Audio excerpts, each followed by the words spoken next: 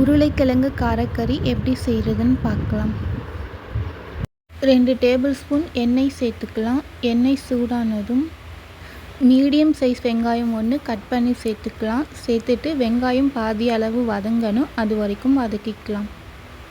2 பச்சை மிளகாய், 5 பல் பூண்டு, சின்ன துண்டு இஞ்சி சேர்த்து இடிச்சிக்கலாம். இப்போ அரை ஸ்பூன் சோம்பு, சின்ன துண்டு பட்டை சேர்த்து இடிச்சிக்கலாம்.